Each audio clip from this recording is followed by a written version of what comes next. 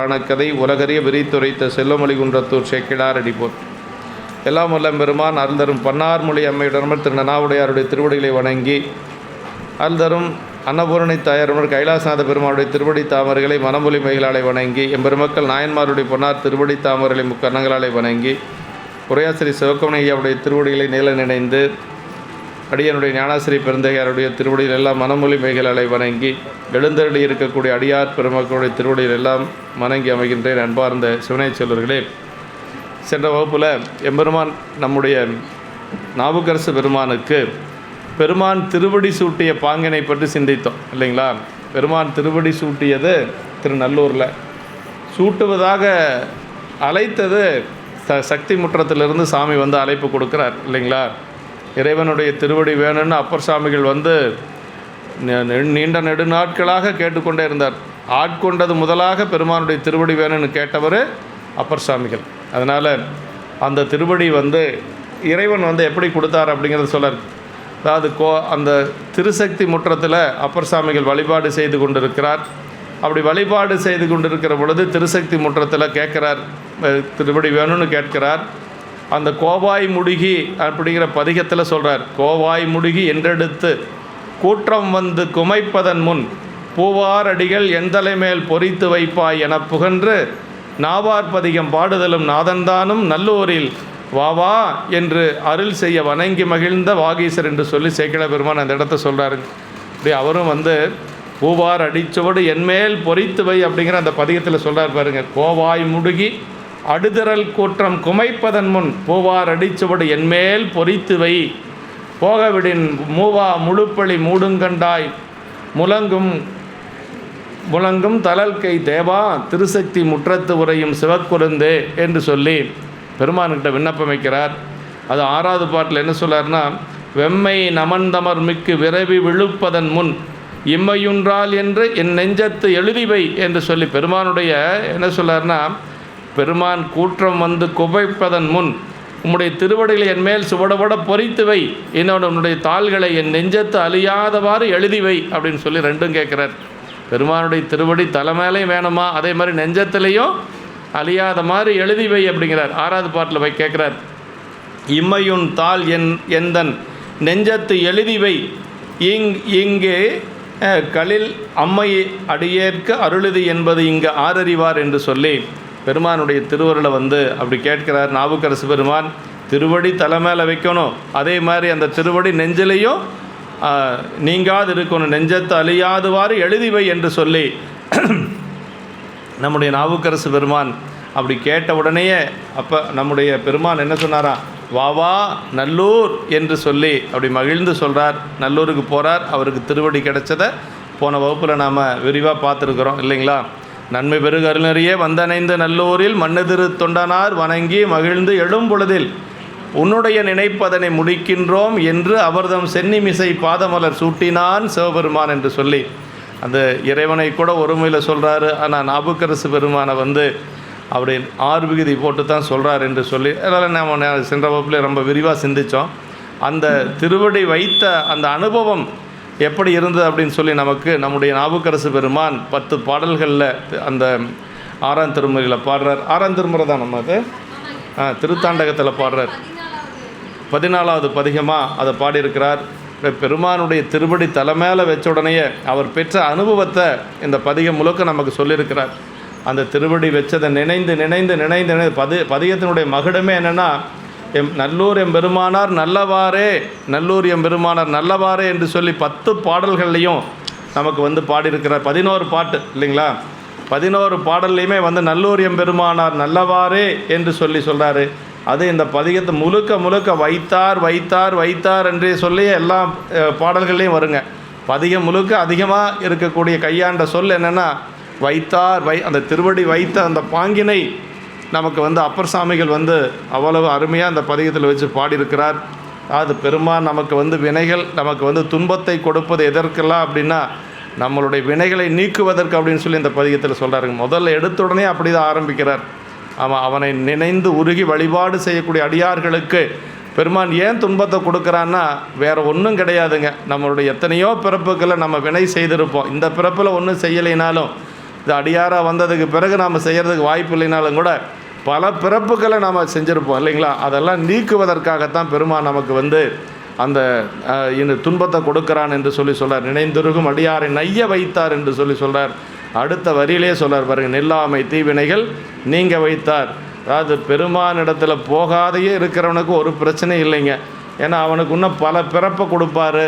அந்த பிறப்பின் மூலமாக அவனுடைய துன்பமெல்லாம் கழியும். சாமிகிட்ட வந்தாச்சு அப்படின்னா இந்த ஒரே பிறப்பில் எல்லாம் நீக்கி ஆகணும். இன்பம் துன்பம் நம்ம செய்த நல்வினை தீவினை அத்தனையும் நீக்கி நமக்கு பெருமான் என்ன கொடுக்கணும்? சிவகதி கொடுத்தே ஆகணுங்க. அப்படி சிவகதி கொடுக்குற பொழுது எஞ்சிய வினையெல்லாம் தீர்க்கணும். எஞ்சிய வினை அனுபவிக்காமல் விட்டுட்டோன்னு வைங்களேன், நமக்கு மீண்டும் அந்த வினைகள் வந்து அந்த வினையின் காரணமாக இன்னொரு பிறப்பு வந்துடும். அதான் நமக்கு சொல்லுவாங்க பெரியவங்களை போய் யாராவது கஷ்டப்படுறவங்களை போய் கேட்டால், ஏங்க நீங்கள்லாம் பெருமான்கிட்ட ரொம்ப அணுக்கமாக இருக்கக்கூடியவங்க, இப்படியெல்லாம் துன்பப்படுறீங்களே அப்படின்னு கேட்டால் என்ன சொல்லுவாங்களாம், என்னுடைய வினை என்னுடைய துன்பத்துக்கு காரணம். அப்படி இதெல்லாம் அனுபவிக்காத போயிட்டுனா இதையெல்லாம் அனுபவிக்கிறதுக்கு மீண்டும் ஒரு பிறப்புக்கு நான் வர வேண்டியது இருக்கும். அதனால் இந்த பிறப்புலையே எல்லாம் அனுபவிச்சுட்டு போயிடுறேன்னு சார் ரமண மகரிஷியை வச்சு சொல்லுவாங்க. ரமண மகரிஷிகிட்ட வந்து ராஜபிளவை நோய் உங்களுக்கு இருக்கிறதுலே பெரிய நோய் அதுதானே, அந்த நோய் வந்திருக்குதுன்னு கேட்ட பொழுது அவர் அதான் சொன்னாராம், என்னுடைய வினையை நீக்குவதற்கு இறைவன் கொடுத்த பரிசு அது. அதனால் எனக்கு வேறு எந்த ஒரு துன்பமும் இல்லை, அதை நான் மகிழ்ச்சியாக ஏற்றுக்கொள்ளுகிறேன். அப்படி இல்லைன்னா அதை அனுபவிக்கிறதுக்கு மீண்டும் நான் பிறக்கணும் என்று சொல்லி அவர் சொல்லியதாக ஞானியர்கள் எல்லாருமே அதை மகிழ்வாக ஏற்றுக்கொள்வார்கள். நமக்கு பார்த்தா அது என்னமோ அவங்களுக்கு வினையின் காரணமாக வந்த மாதிரி தெரியும்.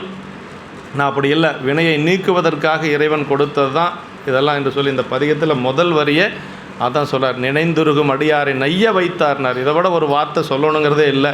நான் கஷ்டப்படுறேன்னா அந்த துன்பத்துக்கு மேலே நெய்தல் அப்படிங்கிறது ரொம்ப ரொம்ப ஒரு சொல் இல்லைங்களா. அதான் நைய வைத்தார் அப்படின்னு சொல்லிட்டார். அதுக்கு அடுத்து சொல்கிறார், நில்லாமை தீவினைகள் நீங்க வைத்தார் என்று சொல்கிறார். இந்த அருமையான ஒரு திருப்பதிகத்தை முழுவதும் ஓரளவுக்கு ரொம்ப அதிகமாக பார்க்க முடியாது, ஓரளவுக்கு நம்ம வந்து ஒவ்வொரு பாடலாக சிந்திக்கலாம். அப்போ இங்கே பாடுவாங்க, நம்ம வந்து பொருள் சொல்லிக்கலாம், பாடலாம், ஒவ்வொரு பாட்டாக பாடிக்கலாம். நினைந்துருகும் அடியாரை நைக வைத்தார், நில்லாமை தீவினைகள் நீங்க வைத்தார், சினந்திருக கலித்துருவை போர்வை வைத்தார், செழுமதியின் தலை வைத்தார் சிறந்து வானோர், இனந்துருவி மணிமகுட சேர துற்ற இனமலர்கள் போதவிழ்ந்து மதுவாய் விழி நனைந்தனைய திருவடியின் தலைமேல் வைத்தார், நன்னூயம் பெருமான நல்லவாரே. முதல் பாட்டில் அதான் சொல்லார், பெருமானுடைய கருணை அப்படிங்கிறது ரெண்டு, அறக்கருணை இன்னொன்று மரக்கருணை. அந்த அறக்கருணை அப்படிங்கிறது நமக்கு இன்பத்தின் மூலமாகவே நம்முடைய வினையெல்லாம் நீங்கும் இல்லைங்களா. மரக்கருணை என்று சொல்லுவது கொஞ்சம் துன்பப்படுத்துகிற மாதிரி நமக்கு நல்லது செய்கிறது. இதுதான் இறைவனுடைய ரெண்டு கருணைகள் அப்படிங்கிறது. அதை நினைந்துருகும் அடியாரை நைய வைத்தார், நில்லாமை தீவினைகள் நீங்க வைத்தார் என்று சொல்லி பெருமான் வந்து நமக்கு வந்து துன்பத்தை கொடுப்பது நம்முடைய வினைகளை நீக்குவதற்கு என்று சொல்கிறார். சினந்துருகு களிற்றுருவை போர்வை வைத்தார் அப்படின்னு. அதாவது பெருமான் வந்து இந்த யானையினுடைய தோலை உரித்து போர்த்தியது, அது அவனுடைய பெருமானுடைய அந்த ஒரு வீரச் செயல்களில் வந்து 8 வீரச் செயல்களில் யானையினுடைய உரி போர்த்தது. திரு வலுவூர் என்று சொல்லக்கூடிய பதியில் யானை உரி போர்த்ததை சொல்கிறாருங்க. அப்படி பாக்கி இருந்த வினைகளை எல்லாம் வந்து அனுபவத்தில் கொண்டு வந்து அவற்றை அனுபவிக்க செய்து அந்த வினை முழுவதும் கலைந்து நம்மை முழுமையான நல்லவராக்க அவர் செய்யக்கூடிய கருணையே அதுதான் வந்து நம்ம புரிந்து கொள்ள வேண்டும் அப்படின்னு சொல்கிறார். அந்த சினந்து தன்னை எதிர்த்த யானையினுடைய தோலை போர்வையாக கொண்டவர், அப்புறம் பிறை சூடியவர் என்று சொல்கிறார். பெருமானுடைய திருமுடியில் பிறை சூடியிருக்கிறார். தேவர் கூட்டத்தினர் சிறப்பாக தேடி அரிதின் கிட்டி அவர்கள் தம்மை மணிமகுடத்தோடு வணங்குதலால், அதாவது பெருமானை வந்து தேவர்கள் எல்லாம் வந்து வணங்குறாங்க இல்லையா. ஏன்னா எல்லாருக்கும் முன்னவனாக இருக்கக்கூடியவன் பெருமான், தேவர்களுக்கெல்லாம் தலைவன் தேவதேவன் அப்படின்னு சொல்லக்கூடிய பெருமானை வந்து யாரெல்லாம் வந்து வணங்குறாங்களாம் சொல்கிறார் பாருங்க. சிறந்து வானோர் இனம் துருவி மணிமகுடத்து ஏறத்துற்ற, அப்படியே தேவர்களெல்லாம் வந்து மேலிருந்து கற்பக மலர்கள் கொண்டு வந்து பெருமானை வழிபாடு செய்வாங்களாம். அந்த மலரில் இருக்கக்கூடிய தேனால் பெருமானுடைய திருவடி நனைஞ்சு போயிருந்து தான். அந்த தேனால் நனைந்த திருவடி அப்பர் சாமியினுடைய தலை மேலே வச்சாராம் சாமி. அதாவது வச்சதுக்கு ஒரு அடையாளம் சொல்கிறார் பாருங்களேன். ஆமாம், அப்படி தேனால் நனைந்த திருவடி, நனைந்தனைய திருவடி என் தலைமேல் வைத்தார் நல்லூர் எம் பெருமானார் நல்லவாறு என்று சொல்லி, அதாவது தேனினால் நனைந்த திருவடிங்க. அது அடியார்களும் தேவர்களும் வந்து வழிபாடு செய்ய அந்த மலரில் இருந்த தேனால் நனைந்த திருவடி. எப்போ தேன் இருக்கும் மலரில்? வண்டுகள் மொய்ப்பதற்கு முன்பாக நம்ம பறித்தா தான் அந்த தேனோட சாமிக்கு மலர் சாற்ற முடியும். எப்படியே தேன் இருக்கும், நம்ம கண்ணுக்கு தெரியாத போனாலும் கூட தேன் இருக்கும். எப்படி இருக்குன்னா அது விரியறதுக்கு முன்னாடி நம்ம பறிச்சிடணும். அதை போது அவிழ்ந்து அப்படின்னு சொல்லி சொல்கிறார் பார்த்தீங்களா? அது இனந்துருவி மணிமகுடத்து ஏறத்துற்ற இனமரர்கள். போதுன்னா அப்படி முட்டா இருக்கிறது, அவிழ்தல் அப்படின்னா அது விரியறது. போது அவிழ்ந்து மதுவாய் பில்கி அப்படி அதில் இருக்கக்கூடிய தேனெல்லாம் பெருமானுடைய திருவடியில் நனைந்த அந்த திருவடி, அந்த நனைந்த திருவடியை அப்பர் சாமியுடைய தலை மேலே வச்சானா நல்லூர் பெருமான் என்று சொல்லி அது அந்த பாடல் வந்து நம்ம போன வாரமே நம்ம சிந்தித்தோம். அடுத்த 2வது திருப்பாட்டு. பொன்னலத்த நறுங்கொன்றை சடைமேல் வைத்தார், புலியுரியின் நகல் வைத்தார், புனலும் வைத்தார், மண்ணலத்த திரள் தோள் மேல் மடுவால் வைத்தார், வார்காதில் குழை வைத்தார், மதியும் வைத்தார், மின்னலத்த நுண்ணிடையால் வாகம் வைத்தார், வேடத்தில் உரி வைத்தார், வெண்ணோல் வைத்தார், நன்னலத்த திருவடியின் தலைமேல் வைத்தார், நல்லூர் எம் பெருமானார் நல்லவாறே. இதெல்லாம் பெருமான் அணிந்து கொண்ட அணிகலன்கள். சாமி வந்து என்னெல்லாம் அணிந்திருக்கிறார் அப்படிங்கிற இந்த பாட்டில் சொல்கிறார் பாருங்க. பொன்னலத்த நறுங்கொன்றை சடைமேல் வைத்தார். கொன்றை மலரை பெருமான் வந்து சடை மேலே சூடியிருக்கிறாருங்கிறார். புலியுரியின் அதல் வைத்தார், இடுப்பில் வந்து புலித்தோலை கட்டியிருக்கிறார் அப்படின்னு சொல்லி சொல்கிறார். அப்புறம் புனலும் வைத்தார். புனல்னா கங்கை. கங்கை எங்கே வச்சுருக்காரு? தலை மேலே வச்சுருக்கிறார். அப்புறம் சொல்கிறார் மண்ணலத்த திரள் தோல் மலுவால் வைத்தார் என்று சொல்லி, மண்ணளத்த திரள் தோல் மலுவால், அதாவது மார்பில் அதாவது யானை தோலை போர்த்து அந்த மலுவை வந்து அணிந்திருக்கக்கூடிய பெருமான், காதிலே குலை அணிந்திருக்கக்கூடிய பெருமான் என்று சொல்லி சொல்கிறாருங்க. அப்படி வார்காதில் குலை வைத்தார், மதியம் வைத்தார், நிலவை மேலே தலை மேலே வச்சிருக்கக்கூடியவர். மின்னலத்த நுண்ணுடையால் பாகம் வைத்தார் அப்படின்னு. மின்னலத்த மின் போன்ற நுண்ணுடையுடைய, அந்த மின்னல் போன்ற இடையுடைய உமையம்மையை ஒரு பாகத்திலே வைத்தவர் என்று சொல்லி சொல்கிறார். மேலத்தின் உரி வைத்தார், யானையனுடைய தோலை உரித்து போர்த்திய பெருமான் என்று சொல்லி. அப்படி வெண்ணூல் வைத்தார், மார்பிலே வெண்ணூல் பூண்டிருக்கிறார் பெருமான். வெந்த வெந்நீர் அணிந்து விரிநூல் திகழ் மார்பில் நல்ல பந்தனவு மிரளால் ஒரு பாகம் அமர்ந்தருள். இல்லையா? பெருமான் வந்து நூல் அணிந்திருப்பார் அப்படிங்கிறது நமக்கு பல இடங்களில் நம்ம பார்க்க முடியுது. அப்படி நன்னலத்த திருவடியின் தலைமையில் வைத்தார் நல்லூர் எம் பெருமானார் நல்லவாறு. நன்னலத்த திருவடினா சிறப்புடைய திருவடின்னு அர்த்தங்க. நன்னலத்த திருவடிங்கிறது இன்னொரு இடத்துல கூட வருதுங்க. ஆமாம், நன்னலத்த அப்படிங்கிறது ஒரு 2 இடத்துல வரும். நலம் கிளிரும் நன்னலத்தை இப்படியெல்லாம் இறைவனுடைய திருவடி. அந்த திருவடி எப்படிப்பட்ட திருவடினா சிறப்புடைய திருவடி. நன்னலத்த திருவடியை என் தலைமையில் வைத்தார் நல்லூர் எம் பெருமானார் நல்லவாறு என்று சொல்லி சொல்றார். அடுத்து 3வது திருப்பாட்டு. ஓடேறும் மலர்கொன்றை சடைமேல் வைத்தார், நெருக்கின் வடம் வைத்தார், துவளை சுந்தார், ஆடேறு படுதிரைகள் உரிய வைத்தார், கனிமத்த மலர் வைத்தார், பாம்பும் வைத்தார், வேலேறு திருநுதல் மேல் நாட்டம் வைத்தார், சிலை வைத்தார், மலை பெற்ற மகளை வைத்தார், நாடேறு திருவடியின் தலைமேல் வைத்தார், நல்லூர் எம் பெருமானார் நல்லவாறே. இந்த பாட்டில் நாடேறு திருவடியின் தலைமையில் வைத்தார்னா யாவரும் விரும்பக்கூடிய திருவடி. நாடேறு அப்படின்னா இந்த பொருள் என்னென்னா யாவரும் விரும்புகின்ற திருவடியா. பெருமானுடைய திருவடி யார் தான் விரும்பாத இருப்பாங்க இல்லையா? அதான் சொல்ல தோடேறு மலர்கொன்றை சடைமேல் வைத்தார் அப்படின்னார். அதான் இதழ்கள் மிக்க கொன்றை மலரை தலையில் சூடி எருக்கம்பூ மாலை பூண்டுனார். சரி, துண்ணெருக்கின் வடம் வைத்தார். எருக்கம்பூ மாலையை அணிந்திருக்கிறார். வடநாட்டில் எருக்கம்பூ நிறைய பெருமானுக்கு போடுவாங்க. நம்ம அதிகமாக போடுறதில்ல. ஆனால் வடநாட்டில் வந்து எருக்கம்பு மாலை எருக்கம்பு பெருமானுக்கு அணிவது நிறைய நம்ம அங்கே பார்க்கலாம். ஆமாம், அப்படி எருக்க மாலை அணிந்திருந்தாராம் பெருமான். அப்புறம் துவலை சிந்த பாடேறு படுதிரைகள் எரிய வைத்தார் அப்படின்னார். அப்படின்னா அப்படியே அலை ஊமத்தம்பு மாலையும் பாம்பையும் அணிந்து மலைமகளை பாகமாக கொண்டு அழகு மிகுந்த நெற்றியில் கண்ணொன்று படைத்து கொண்டு, அதாவது நெற்றிக்கண் சேடேறு திருநுதல் மேல் நாட்டம் வைத்தார்னா நெற்றிக்கண்ணோடு பெருமான் விளங்கின தோன்றினார் என்று சொல்கிறார். சிலை வைத்தார், அதே மாதிரி கையில் வந்து வில்லையும் வைத்திருக்கிறார். மலை பெற்ற மகளை வைத்தார், மலைமகளை ஒரு பாகத்தில் வைத்திருக்கக்கூடிய பெருமான் நாடேறு திருவடியின் தலைமையில் வைத்தார். எல்லாரும் யாவரும் விரும்பக்கூடிய அந்த சிறந்த திருவடியை என்னுடைய தலைமேல் வைத்தார் நல்லூர் பெருமான் நல்லவாறே என்று சொல்லி இந்த பாட்டில் சொல்ற 4வது திருப்பாட்டு. வில்லருளி வருபுருவ தொருத்திவாகம் பொருத்தாகி விரிசடை மேல் அருவி வைத்தார். கல்லருளி வரிசிலையா வைத்தார் ஊரா கைலாய மலை வைத்தார் கடவுர் வைத்தார். சொல்லருளி அரணால்வர் கரிய வைத்தார். சுடர் சுடரை கொடி வைத்தார் துறவி வைத்தார். நல்லருளார் திருவடி என் தலைமேல் வைத்தார். நல்லூர் எம் பெருமானார் நல்லவாறே.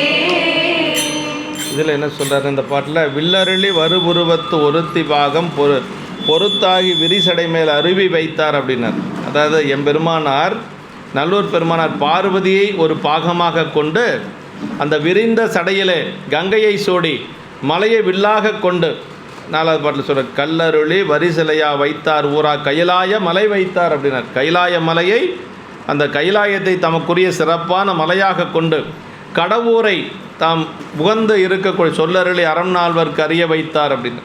கைலாய மலை வைத்தார், கடவுர் வைத்தார் அப்படின்னார். கைலாய மலையை வந்து தான் விரும்பி இருக்கக்கூடிய மலையாக பெருமான் வைத்து கடவுரை தாம் உகந்தருளும் திருத்தலமாக கொண்டு திருக்கடவுர். அப்புறம் என்ன சொல்கிறார்? தேவேதங்களை எல்லாம் அருளி முனிவர் நால்வருக்கு வந்து அறப்பொருளை அறிய வைத்து நால்வருக்கு நல்ல சொல்லருளி அறநால்வர்க்கு அறிய வைத்தார். சுடுசுடலை பொடி வைத்தார், துறவி வைத்தார். அப்படி இருக்கக்கூடிய பெருமான் உடம்புல என்ன பூசிட்டார்? சுடலை, அதாவது சுடுகாட்டு சாம்பலை மேலே பூசியிருக்கிறார் என்று சொல்கிறார். அப்படி முனிவர் நால்வருக்கு அறப்பொருளை அறிய வைத்து தாம் சுடுகாட்டு சாம்பலை பூசி தகுதியுடைய உயிர்களுக்கு துறவர நெறியை அளித்து, அதாவது துறவும் கொடுப்பாராம் பெருமான். துறவி வைத்தார் அப்படின்னா தகுதியுடைய ஆன்மாக்களுக்கு துறவை கொடுப்பார். எல்லாத்துக்கும் கொடுக்க மாட்டார். எல்லாத்துக்கும் கொடுத்தா கொஞ்சம் நாளைக்கு இருப்பாங்க, அப்புறம் மீண்டும் இந்த பக்கம் திரும்பி பார்க்க ஆரம்பிச்சிருவாங்க. அதனால் யாருக்கு தகுதி இருக்குதோ அவங்களுக்கு அந்த துறவை கொடுப்பார் அப்படின்னு சொல்கிறார். அப்புறம் நல்லருளால் திருவடியின் தலைமையில் வைத்தார்னா மிக்க அருளினாலே, பெருமானுடைய அந்த அருளினாலே திருவடியின் தலைமையில் வைத்தார் நல்லூர் எம் பெருமானார் நல்லவாறே என்று சொல்லி 4வது பாட்டில் சொல்கிறார். அடுத்து 5வது திருப்பாட்டுங்க. விண்ணிரியும் திரிபுரங்கள் எரிய வைத்தார். வினை தொழுவார் கர வைத்தார் துறவி வைத்தார். கண்ணெறியார் காமனையும் கொடியா வைத்தார். கடிகமல மலர் வைத்தார் கையிலை வைத்தார். திண்ணெறியும் கண்குணலும் உடனே வைத்தார். திசை கொழுத விசயமர திகழ்ந்து வாழ்த்தி நன்னறிய திருவடியின் தலைமேல் வைத்தார். நல்லூர் எம் பெருமானார் நல்லவாறே. விண்ணிரியும் திரிபுரங்கள் எரிய வைத்தார். முப்புறங்களை பெருமான் வந்து வானத்தில் உலவிய முப்புறங்களையும் எரித்து தம்மை வழிபட்டோர் வினைகளை போக்கி, அப்படி திரிபுரங்களை பெருமான் எரிய வைத்து வினை தொழுவாருக்கு அற வைத்தார். தன்னை தொழுவாருக்கு வினைகளையெல்லாம் நீக்கி வைத்தான் பெருமான். தொழுவாரவர் வினையாயன தீர்த்தல் உம தொழிலே சுந்தரரும் சொல்கிறார் இல்லைங்களா? அது மாதிரி இங்கே அப்பர் சாமியில் என்ன சொல், வினை தொழுவாருக்கு அற வைத்தார் அப்படின்னார் பெருமான். நம்மளுடைய வினை நீங்கணும்னா நம்ம வேறு ஒன்றும் செய்ய வேண்டாம். சாமி முன்னாடி போய் நின்று 2 பாட்டு நம்ம திருமுறை பாடுனா போதுங்க, நமக்கு என்ன நீங்கும்.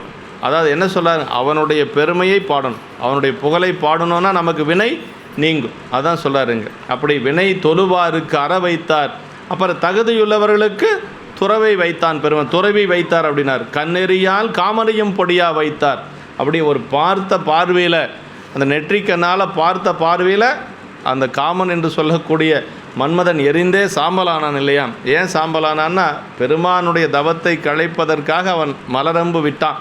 அதனால் பெருமான் அதற்கான ஒரு சிவ அபச்சாரம் செய்ததுக்கு தண்டனையை உடனே கொடுத்தார். மீண்டும் ரதி போய் கேட்டா, என்னுடைய கணவன் எனக்கு வேணும் அப்படின்னு சொல்லி கேட்கின்ற பொழுது ரதி மட்டும் பார்க்குற மாதிரி அருள் செய்தார் பெருமான். அந்த காட்சி தாரமங்கலத்தில் இருக்குதுங்க. தாரமங்கல சிவாலயத்தில் பார்த்தோம்னா ரதி பக்கத்தில் இருந்து பார்த்தா மன்மதன் தெரிவான், மன்மதன்கிட்ட இருந்து பார்த்தா ரதி தெரியாது. அந்த மாதிரி ஒரு அமைப்பு அங்கே இந்த சிற்பத்தில் செய்து வச்சு, அதே மாதிரி ராமன் வாலியும் அதே மாதிரி இருக்கும். அந்த மாதிரி ஒரு இது அங்கே நமக்கு அங்கே இருக்குது. அப்படி காமனை பெருமான் பொடியாக வைத்தார் என்று சொல்லி, கடிக்கமல மலர் வைத்தார், கையிலை வைத்தார் அப்படின்னு சொல்லி சொல்கிறார். அப்படின்னா பெருமான் இந்த தாமரை மலரையும், அடியவர் உள்ள தாமரையும் கையிலை மலையும் தம் இருப்பிடமாக வைத்தார். பெருமான் இருக்கக்கூடிய இடம் ரெண்டு, ஒன்று கைலாயம், இன்னொன்று அடியார்களுடைய உள்ள தாமரை அப்படின்னு சொல்லி சொல்கிறார். ஆமாம், பெருமான் எங்கே இருப்பார் அப்படின்னா, அதாவது நம்ம திருவையாறு தேவாரத்தில் அப்பர் சாமிகள் சொல்வாருங்க, நல்லா பாட்டது, நல்லா அடிக்கடி சொல்லிகிட்டு இருக்கிற பாட்டு தான் ஞாபகம் வர மாட்டேது. திருவையாறு தேவாரத்தில் சொல்கிறாருங்க, அதாவது நல்ல பாட்டு,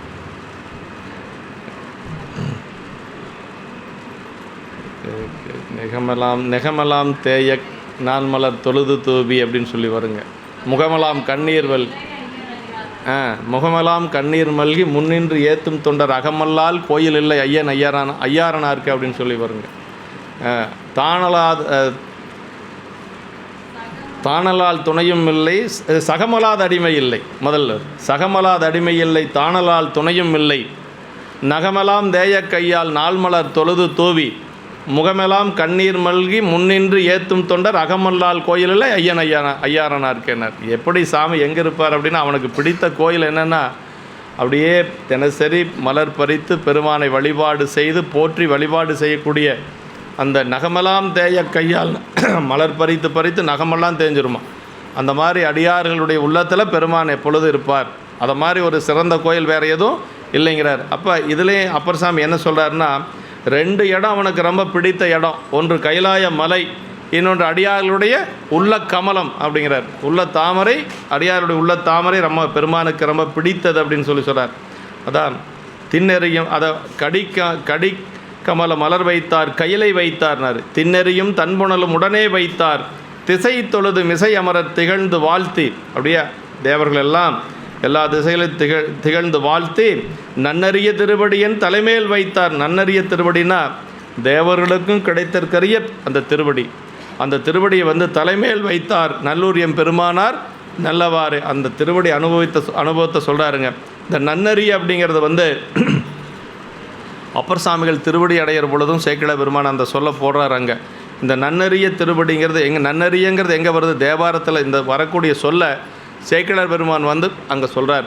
ஆமாம், மண்முதலாம் உலகேத்த மண்ணுதிரு தாண்டகத்தை புண்ணியா உன்னடிக்கே போதுகின்றேன் என புகன்று நன்னறிய சிவானந்தத்து ஞான வடிவேயாகி அன்னலார் சேவடிக்கேல் ஆண்டரசு அமர்ந்திருந்தார் அப்படின்னு சொல்லி அந்த நன்னறிய அப்படிங்கிறத அங்கே திருவடி அடைகின்ற பொழுது சொல்கிறாருங்க. இங்கே நன்னறிய திருவடி அப்படின்னு சொல்லி சொல்கிறார். இறைவனுடைய திருவடி அப்படிப்பட்ட தேவர்களுக்கெல்லாம் கிடைக்காத ஒரு திருவடி, நல்ல நெறியை காட்டக்கூடிய நன்னறிய அந்த திருவடி என்று சொல்லி சொல்கிறார். அந்த திருவடி தான் அப்பர் சாமிகளுக்கு இறைவன் சூட்டிய திருவடி என்று சொல்லி சொல்கிறார். 6வது திருப்பாட்டு.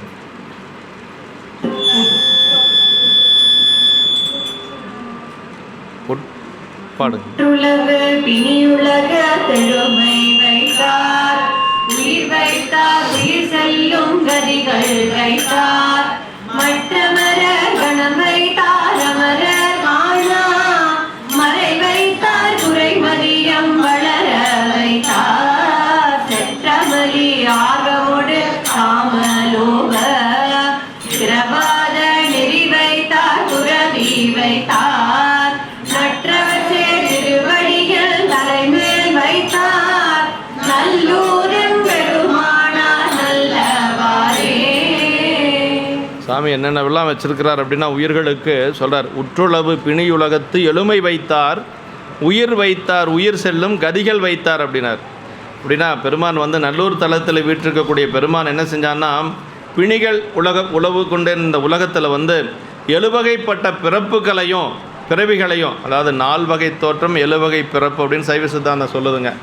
4 வகை தோற்றம் அப்படின்னா என்னென்ன அப்படின்னா கருவில், வித்தில், வியர்வையில், கருவில், அப்புறம் கருவில், வித்தில், வியர்வையில், இன்னொன்று வருமே முட்டையில். 4 வகையான தோற்றங்க. முட்டையில் உற்பத்தி ஆகக்கூடிய உயிர்கள், கருப்பையில், அது முட்டையில் உற்பத்தி ஆகிறது பறவை இனங்கள் எல்லாம் இல்லைங்களா.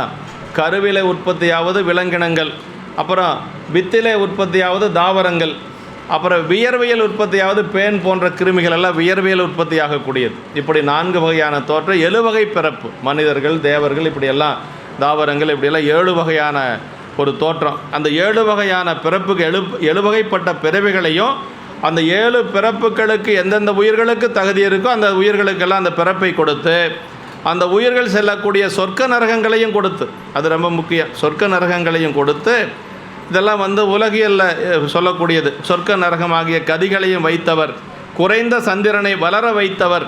பெருமான் என்ன செஞ்சார்? குறைமதியும் வளர வைத்தார் அப்படின்னார். தக்கனுடைய சாபத்தினாலே தன்னுடைய கலைகளெல்லாம் தேய்ந்து கொண்டிருந்த அந்த நிலையில் ஒற்றை கலை தான் இருக்குது சந்திரனுக்கு. அந்த கலையை தன்னுடைய தலைமையில் எடுத்து வச்சு வளர வைத்தவர் சிவபெருமான் இல்லைங்களா. எங்கே போய் அவனுக்கு ஒன்றும் சரி ஆகலை. கடைசி எல்லா தேவர்களும் என்ன சொன்னாங்க? பெருமானுடைய திருவடியில் போய் நீ விழுந்துரு, அதற்கு மேலே ஒன்றும் இல்லை அப்படின்னு சொல்லுகின்ற பொழுது அந்த பெருமான் திருவடியில் விழுந்ததனால அந்த சந்திரன் வளர்ந்தது. தக்கனுடைய சாபத்தினால் தேய்ந்தது தேய்விரை, பெருமானுடைய திருமுடியால் வளர்ந்தது வளர்பிறை என்று சொல்லுவாங்க. இது நடந்தது சோமநாத் என்று சொல்லக்கூடிய இறைவன் இருக்கக்கூடிய சோமநாத் என்று சொல்லக்கூடிய வடநாட்டில் இருக்கக்கூடிய குஜராத்தில் இருக்கக்கூடிய 12 ஜோதிலிங்கங்களில் ஒன்று. அங்கே தான் சோமன் தவம் செஞ்சதுனால அதுக்கு பேர் சோம்நாத்னு பேருங்க. சோமன்னா சந்திரன், பேர் ஒன்றும் இல்லை. சோமன்னா சந்திரன், திங்கள் எல்லாம் ஒன்று தான். அப்படி அவன் அங்கே தவம் செஞ்சதுனால அதான் வளர வைத்தவர் என்று சொல்கிறாருங்க. அப்படி குறைமதியம் வளர வைத்தார், செற்றமல்லி ஆர்வமுடு காமலோபம் சிறபாத நெறி வைத்தார், துறவி வைத்தார் அப்படின்னு. அப்படிதான், அதாவது காமம் வெகுளி போன்ற குற்றங்கள் நிகழாத வண்ணம் நல்வழிகளை காட்டியும் அங்கன வாழும் துறவிகளுக்கு அருள் செய்தவர் பெருமான் என்று சொல்லி, அப்பெருமான் நல்ல தவத்தை உடைய அடியவர்கள் சரண் புகும் திருவடிகளை என் தலைமேல் வைத்த பேரொழின் தன்மை உடையவர் என்று சொல்லி, அப்படிப்பட்ட பெரும் நல்லடியார் நற்றவர் சேர் திருவடியின் தலைமேல் வைத்தார். நற்றவர்னா நல்ல அடியார்கள், நல்ல தவம் செய்த அடியார்கள் சென்று சேரக்கூடிய அந்த திருவடியை சாமி என்ன பண்ணார்? என்னுடைய தலைமையில் வச்சார் என்று சொல்லி அந்த நல்லூர் பெருமான் நல்லவாறே என்று சொல்கிறாருங்க. 7வது திருப்பாட்டு.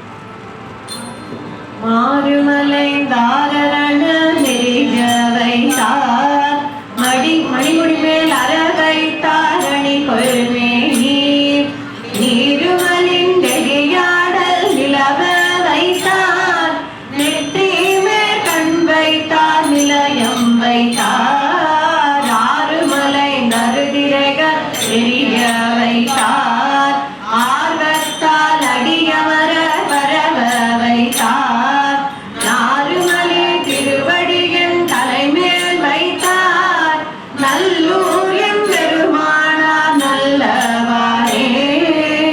அதாவது மாறுமலைந்தார் அரணம் எரிய வைத்தார்னார். அதாவது பகைவர்களாக போரிட்ட அந்த அசுரர்களுடைய மதில்களை, அந்த முப்புறத்தை பெருமான் எரிய செய்தவர். அழகிய சடைமுடி மீது பாம்பினையும், அப்புறம் என்ன சொல்லார்? அலைகள் மோதும் கங்கையையும் சூடியவர் என்று சொல்லி பெருமான் அந்த கங்கையை சூடி இருக்கக்கூடிய நிலையை சொல்கிறார். அப்படி பெருமானுடைய அழகிய திருமேனியிலே திருநீறு பூசி தீயினில் தம் கூத்து நிகழ வைத்தவர் என்று சொல்கிறார். நீரு மலிந்து எரியாடல் நிலவ வைத்தார், நெற்றி மேல் கண் வைத்தார், நிலையம் வைத்தார் என்று சொல்லி பெருமான் உடம்பு பூரா திருநீர் பூசியிருக்கிறார். நெற்றி கண்ணை வைத்திருக்கக்கூடிய பெருமான் ஆர்வத்தால் அடி அமரர் பரவ வைத்தார்.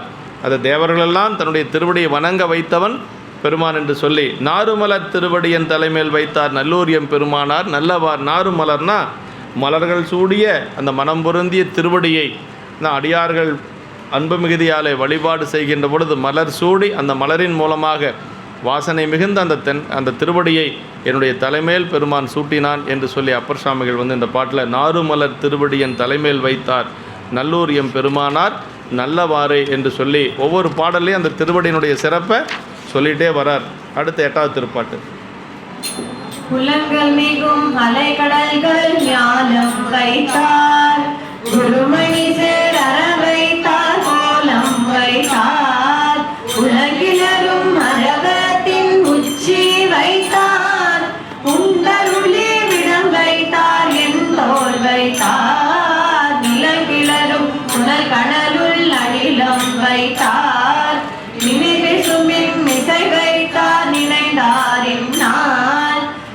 கிளரும் திருவடியின் தலைமேல் வைத்தார் நல்லூர் எம்பெருமானார் நல்லவாறே.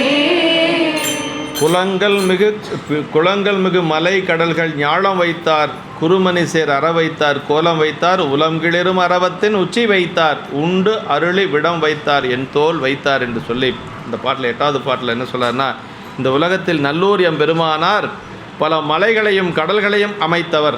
மலைகள் கடல்களை எல்லாம் பெருமான் அமைத்தவர். ரத்தினங்கள் பொருந்திய பாம்பை அணிந்து வேடம் பூண்டவர். அதான் குருமணிசேர் அற வைத்தார் கோலம் வைத்தார் அப்படின்னார். ரத்தினங்கள் பொருந்திய பாம்பை அணிந்து வேடம் பூண்டவர். திரண்ட கல்போல் உயர்கின்ற பாம்பின் படத்திலிருந்து வெளிப்பட்டு அந்த பரந்த விடத்தை உண்டு அதனை கண்டத்து தங்க வைத்தவர் பெருமான். விடத்தை உண்டு அதை கண்டத்திலே தங்க வைத்தவன் பெருமான் என்று சொல்லி, நிலம் கிளறும் புனல் கணலுள் அணிலம் வைத்தார், நிமிர் விசும்பின் மிசை வைத்தார் என்று சொல்லி, அதாவது நிலம் கிளறும் புனல் கணலுள் அப்படின்னா அதாவது அப்படி அதனை கண்ட தங்க 8 தோள்களை கொண்டுள்ளவர், நிலம் முதலிய 5 பூதங்களையும் அமைத்தவர், 5 பஞ்சபூதங்களை அமைத்தவர் பெருமான் அப்படின்னு சொல்கிறார். அப்படிப்பட்ட பெருமான் நினைந்தார் இந்நாள் நலம் கிளறும் திருவடியின் தலைமேல் வைத்தார் என்று சொல்லி, நல்லூர் எம் பெருமானார் நல்லவாறே அப்படின்னு நலம் கிளறும் திருவடினா நன்மை பெருகக்கூடிய திருவடி, நமக்கு நன்மையை கொடுக்கக்கூடிய அந்த திருவடி அப்படின்னு சொல்லாருங்க. அவர் அடியனை விருப்புற்று நினைந்து இப்பொழுது யான் விரும்பியவாறு நன்மை பெருகும் திருவடிகளை என் தலைமேல் வைத்த பேரொழியின் தன்மை உடையவர் என்று சொல்லி இந்த பாட்டில் சொல்லார். 9வது திருப்பாட்டு. கதிர் இரண்டும் விசும்பில் வைத்தார், திசை 10 இருநிலத்தில் திருந்த வைத்தார், திசை அடியமர வணங்க வைத்தார், நிறைதவமும் மறைபொருளோ நிலவ வைத்தார், தொண்டருளி கொடுங்கூற்றம் நடுங்கி ஓட, குறைகளில் சேவடி வைத்தார் விடையும் வைத்தார், நன்றருளும் திருவடியின் தலைமேல் வைத்தார், நல்லூர் எம் பெருமானார் நல்லவாறே. நன்றருளும் திருவடினர். நன்றருளும் திருவடினா நன்று அப்படிங்கிற நமக்கு நன்மை என்னென்னா வீடு பேர் தான் நமக்கு நன்மைங்க. அப்போ வீடு பேற்றை கொடுக்கக்கூடிய திருவடிங்கிறார். நன்றருளும் திருவடியின் தலைமையில் வைத்தார் நல்லூர் எம் பெருமானார் நல்லவாறு. இறைவனுடைய திருவடி எப்படிப்பட்ட திருவடினா நமக்கு வீடு பேற்றை கொடுக்கக்கூடிய திருவடி. நன்றருளும் திருவடி நன்னறிய திருவடி என்று இப்படியெல்லாம் சொல்கிறார். சென்றுருளும் கதிர் இரண்டும் விசும்பில் வைத்தார். கதிர் அப்படின்னா இந்த இடத்துல சூரிய சந்திரர்களை சொல்கிறார். சூரிய சந்திரர்களை பெருமான் வைத்திருக்கிறார். ஏன்னா 2 தான் ஒளிப்பொருளாக இருக்கக்கூடியது உலகத்தில் இல்லைங்களா. அந்த 2 ஒளிப்பொருள்களும் அந்த ஒளிப்பொருள்களுக்கெல்லாம் ஒளி கொடுக்கறது யாருன்னா பெருமானுடைய ஒளி தாங்க. அதான் ஆதியும் மந்தமும் இல்லாத அரும் பெரும் சோதி அப்படிங்கிறது.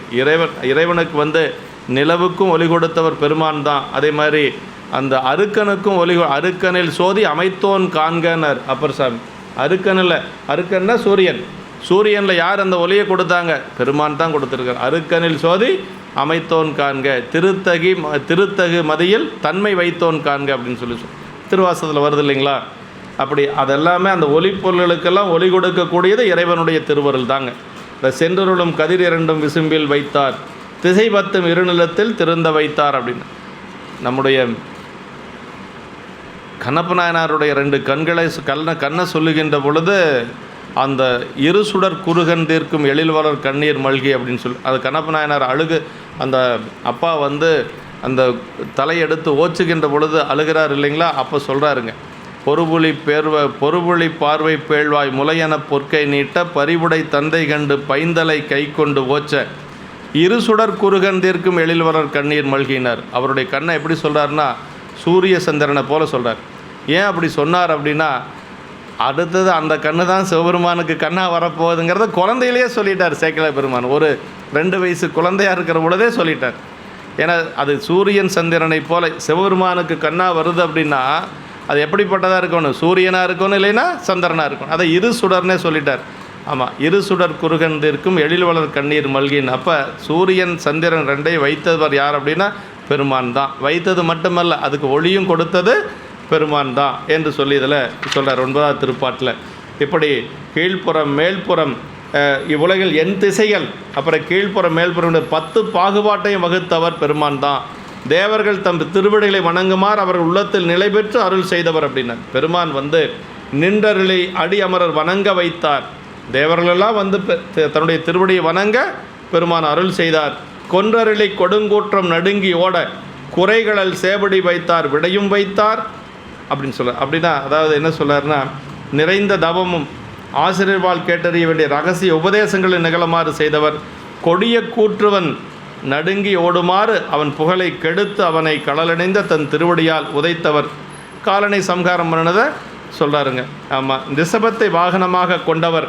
அப்படிப்பட்ட பெருமான் வந்து நன்றருளும் திருவடியன் தலைமேல் வைத்தார் நல்லூர் எம் பெருமானார் நல்லவாறு வீடு பேற்றை கொடுக்கக்கூடிய அந்த திருவடியை என்னுடைய தலைமேல் வைத்தான் நல்லூர் பெருமான் என்று சொல்லி வீடு பேற்றை நல்கும் திருவடிகளை அந்த நல்லூர் பெருமான் தலைமேல் வைத்த பேரருளின் தன்மை உடையவர் என்று சொல்லி சொல்கிறார். 10வது திருப்பாட்டு சொல்றார். ஆங்குறிஞ்சி மதிக்கிடந்து திரைகளேங்க அடிக்கொன்றை சடை வைத்தார் பணி செய்வானோர் ஆம்பரிசு தமக்கெல்லாம் அருளும் வைத்தார் அடுசுடலை பொடி வைத்தார் அழகும் வைத்தார் ஓம்பரிய கல்வினை நோய் தீர வைத்தார் உமையை ஒரு பார்வைத்தார் உகந்து வானோர் நாம் பெறவும் திருவடியின் தலைமேல் வைத்தார் நல்லூர் எம் பெருமானார் நல்லவாறே. பாம்புறிஞ்சி மதிகிடந்து திரைகள் எங்க பனிக்கொன்றை சடை வைத்தார் பனி செய்வானோராம்பரிசு தமக்கெல்லாம் அருளும் வைத்தார் அடுசுடலை பொடி வைத்தார் அழகும் வைத்தார் என்று சொல்லி 10வது பாட்டில் பகைமை நீங்கி பாம்பு பிறையை உராய்ந்து கிடக்க, பாம்பும் பிறையும் ஒன்றுக்கொன்று பகை பொருள், ஆனால் அந்த பகையை நீக்கி என்ன ஒன்றா பெருமான் ரெண்டு ஒன்றை ஒன்று உராய்ந்து கிடக்கிற மாதிரி செய்தாராம்.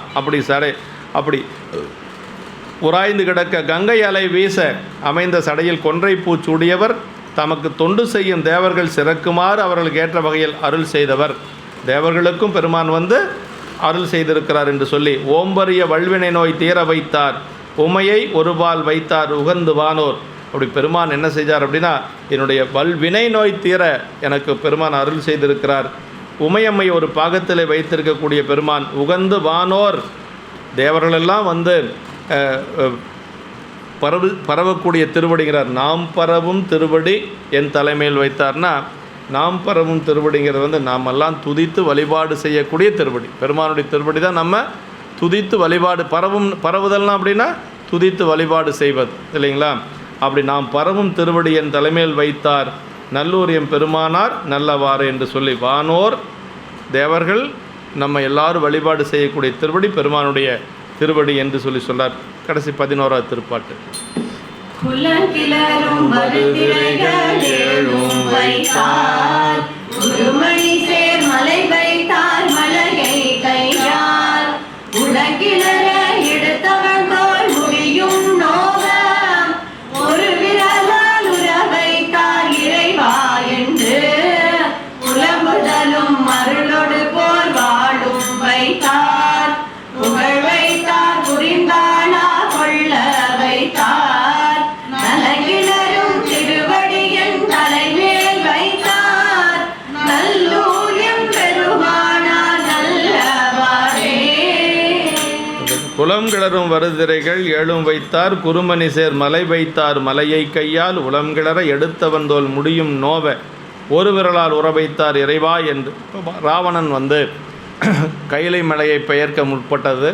கைலை மலையை பெயர்க்க முற்படுகின்ற பொழுது அப்போவே அவன் சொல்கிறான், தேரோட்டி சொல்கிறான், அங்கே எல்லாம் போகக்கூடாதப்பா, அதெல்லாம் பெரிய இடம் அப்படின்னு சொல்லுகின்ற பொழுது ராவணன் என்ன சொன்னான்னா, என்னுடைய பலத்துக்கு முன்னாடி அது ஒன்றுமே இல்லை, கைலாய மலையை நான் பெயர்த்து அப்படியே எடுத்து அந்த பக்கம் வச்சிருவேன் அப்படின்ட்டு சொல்லி போனான்.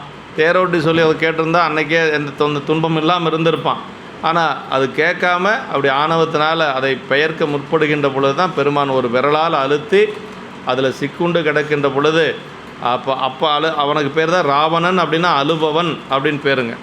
அப்படி அழுது கொண்டு இருக்கிற பொழுது அப்பர் சாமிகள் ஒரு உபாயம் சொன்னார்னு சொல்லுவாங்க. என்ன சொன்னார்னா, அவருக்கு கானம் ரொம்ப பிடிக்கும், பாடல் வந்து ரொம்ப பிடிக்கும். சாமகானம் உனக்கு தெரியுமில்ல பாடுன்னு சொல்ல கை நரம்பை எடுத்து யாழில் மீட்டு அந்த சாமகானம் பாடுனதாக நமக்கு சொல்லுவாங்க. அந்த இசையில் மயங்கி பெருமான் கொஞ்சம் அப்படி காலை எடுக்கின்ற பொழுது தப்பிச்சதே போதும் அப்படின்னு சொல்லி ஓடிட்டானா ராவணன். இந்த ஒரு வாய்ப்பே போதுன்ட்டு ஓடிட்டானா. அதான் இங்கே சொல்கிறாருங்க. அப்படி அந்த மலையை கையால் எடுக்க முற்பட்ட ராவனுடைய கல் போன்ற தோள்களும் முடிகளும் வருந்துமாறு ஒற்றை விரலால் அழுத்தியவர் யார்? பெருமான். ஒரு விரலை தான் அழுத்தியிருக்கிறார். அவனுக்கு 10 தலை ராவணன்னு பேருங்க. 10 தலை 20 தோள்கள் இருக்கக்கூடிய ஒரு ராவணன் அப்படியே சிக்குண்டு போனான். ராவணன் தலைவனே என்று புலம்பிய அளவில் அவன்பால் அருள் செய்து வாளும் இருந்தார்னார். அவனுக்கு ஒரு பெரிய வாளும் கொடுக்கிறார். அது மட்டுமல்ல, அவனை துன்பத்திலிருந்து நீக்கியது மட்டுமல்ல பெருமான், அவனுக்கு யாராலும் வெல்ல முடியாத ஒரு வாளையும் சாமி வந்து கொடுக்குறார், அருளும் செய்கிறார். அப்படி தம் புகழ் செயல்களை விரும்பி மக்கள் தமக்கு ஆளாகுமாறு செய்து அப்படி புலம்புதலும் அருளோடு போர் வாளும் வைத்தார், புகழ் வைத்தார், புரிந்து ஆளா கொள்ள வைத்தார், நலம் கிளறும் திருவடியின் தலைமையில் வைத்தார் நல்லூர் எம்பெருமானார். நல்லவாறு நலம் கிளறுனா நன்மைகள் மேம்படக்கூடிய திருவடிகளை என்னுடைய தலைமையில் வைத்த பேரருளின் திறமுடையவர் என்று சொல்லி பெருமானுடைய அந்த திருக்கருணையை நாவுக்கரசு பெருமான் 11 திருப்பாடல்களில் பாடியிருக்கிறார். ஆமாம், அந்த திருவடியினுடைய இன்பத்தை, அதனுடைய அனுபவத்தை நமக்கு அதிகமாக கொடுத்துருக்கிறார். அதாவது அகச்சான்று இதுதானுங்க. அதாவது சாமி வந்து திருவடி கொடுத்தாரு அப்படிங்கிறதுடைய அகச்சான்று இந்த பதிகத்தில் தான் நமக்கு சொல்லப்பட்டிருக்கிறது என்று சொல்லி, இப்படி அந்த நினைந்துருகும் அடியார் பதிகத்துக்கு முழுவதும் விளக்கம் பார்க்கணுங்கிறதுனால பார்த்தாச்சு. அடுத்த திருப்பாட்டு 196ங்களா? பெரிய புராணத்தில் நாம் பார்க்க வேண்டியது 196. நனைந்தனைய திருவடியன் தலைமேல் வைத்தார் என்று புனைந்த திரு தாண்டகத்தால் போற்றிசைத்து புனிதரருள் நினைந்துருகி விழுந்தெழுந்து நிறைந்து மலர் தொலியாத தனம் பெரிதும் பெற்று வந்த வரியோன் போல் மனந்தலைத்தார். அப்படின்னா நனைந்தனைய திருவடியின் தலைமேல் வைத்தார் என்று தொடுத்த திருத்தாண்டக பதிகத்தால் துதி செய்து, இப்போ நம்ம பாடிய திருத்தாண்டகத்தினால் பெருமானை துதி செய்து புனிதராகிய சிவபெருமான் தமக்கு செய்த பேரருளை நினைந்து, அப்படி பெருமான் எப்படிப்பட்டவனா புனைந்த திருத்தாண்டகத்தால் புனிதரருள் நினைந்துருகி விழுந்து எழுந்துனர். பெருமானுடைய திருவருளை நினைந்து என கிடைத்தற்கரிய அந்த திருவடி கிடைச்சோன்னே அப்பர் சாமிகளுக்கு இவ்வளவுதான் இன்பம்னு சொல்ல முடியாது.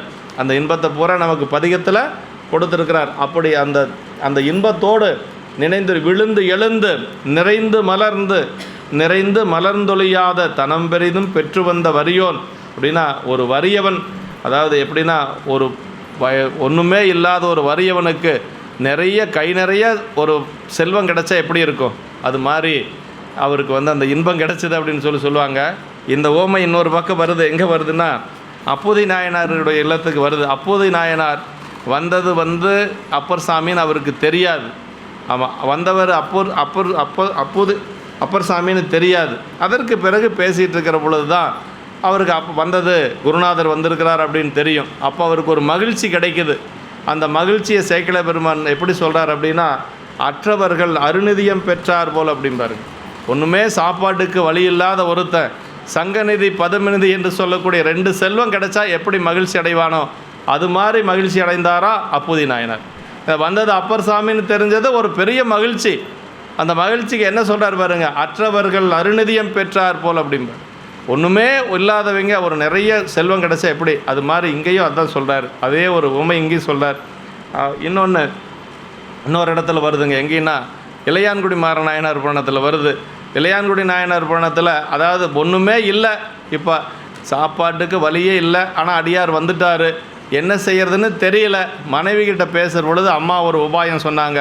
நேற்று விதைச்ச நெல் மழை பெஞ்சிருக்கிறதுனால அந்த மலையில் வந்து அப்படி மிதந்து வந்திருக்கோம், அதை எடுத்து கொண்டு வந்தீங்கன்னா தக்கவாறு உமையெல்லாம் போக்கி, எப்படி ஒரு மனைவி பாருங்களேன், தக்கவாறு உமையெல்லாம் போக்கி அதை அந்த அரிசியாக்கி அதை வந்து அமுதா செய்யலாம் அப்படின்னு சொல்லி ஒரு உபாயம் சொல்கிறாங்க. வேறு வழியே இல்லாமல் இருந்தவருக்கு ஒரு உபாயம் கிடைச்சோன்னே அவர் வந்து பெற்ற செல்வம் என பெரிதுள் மகிழ்ந்தும் பாருங்கள்.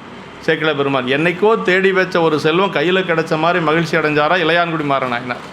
இதெல்லாம் வந்து பெரிய புராணத்தில் அங்கங்கே இந்த மாதிரி ஓமைகள் சொல்லப்பட்டிருக்கு. பெற்ற செல்வம் என பெரிதுள் மகிழ்ந்து, அந்த விதைச்ச நெல்லும் மலையில் வந்து மிதந்துட்டுருக்கோம், அடுத்த போகத்துக்கு சாப்பாட்டுக்கு வழி இல்லை, அதை எடுத்துகிட்டு வந்துட்டான், அதை பற்றி அவருக்கு கவலை இல்லை, அதை பற்றியெல்லாம் கவலை இல்லை. அடுத்த போகத்துக்கு சாப்பாட்டுக்கு அதுதானே, அது இல்லைன்னா ஒன்றும் கிடையாது, அதை பற்றி கவலைப்படலை. ஆனால் பெற்ற செல்வம் என பெரிதுள் மகிழ்ந்து அப்படின்னாரு சேக்கிழ பெருமான். என்னைக்கோ தேடி வச்ச செல்வம் கையில் கிடச்சா எவ்வளோ மகிழ்ச்சி அடைவார், அது மாதிரி இளையான்குடி மாறநாயனார் அந்த இடத்துல மகிழ்ச்சி அடைஞ்சாராம். இங்கே அப்பர் சாமிகள் என்ன சொல்கிறாருன்னா, தனம் பெரிதும் பெற்று வந்த வறியோன் போல் மனம் தலைத்தார் அப்படின்னார். ரொம்ப வசதியே இல்லாத ஒன்றுமே வழி இல்லாத ஒரு வறியவன் கை நிறைய பணம் கிடைச்சா எவ்வளோ மகிழ்ச்சி அடைவான், தனம் கிடைத்தா எவ்வளோ மகிழ்ச்சி அடைவானோ அதுபோல் அந்த மகிழ்ச்சி இருந்தது. ஏன்னா திருவடி கேட்டுட்டே ஆட்கொண்ட பொழுது இருந்த பெருமான் திருவடி கேட்டுட்டே இருக்கிறார் அப்பர் சாமிகள். புழுவாய் பிறக்கினும் புண்ணியா உன்னடி என்மனத்தை வலுவாதிருக்க வரம் தர வேண்டும் வையகத்தினர். ஆட்கொண்ட பொழுதே முதல் பதிகத்திலே பாடலே, ஏற்றாய் அடிக்கே இரவும் பகலும் பிரியாது வணங்குவன் எப்பொழுதும்னார். ஆட்கொண்ட பொழுதிலிருந்து அவர் திருவடி திருவடி திருவடின்னு வணங்கியே இருக்கிறார், விண்ணப்பம் வச்சே இருக்கிறார். அது எப்போ நிறைவேறி இருக்குதுன்னா இப்போ தான் நமக்கு அந்த நல்லூரில் தான் சாமி வந்து அதை நிறைவேற்றி கொடுத்தார். அதனால் அவருக்கு வீடு பேறு கிடைச்சா என்ன ஒரு மகிழ்ச்சி கிடைக்குமோ அதை விட ஒரு பெரிய மகிழ்ச்சி அந்த பெருமானுடைய திருவடி சூட்டியதில் கிடைச்சிருக்கு. சேக்கிழார் பெருமான் அதுக்கு அருமையான ஒரு ஓமை சொல்லியிருக்கிறார். ஆமாம், அதான் கீழே விழுந்து பின் எழுந்து மனநிறைவும் அகமலர்ச்சியும் பெற்று குறையாத செல்வத்தை பெரிதும் பெற்று கழிக்கும் வறியவன் போல மனம் தலைத்தார் என்று சொல்லார். இதை விட அவங்களுக்கு ஒரு மகிழ்ச்சி வேறு எதுவும் இருக்க முடியாது.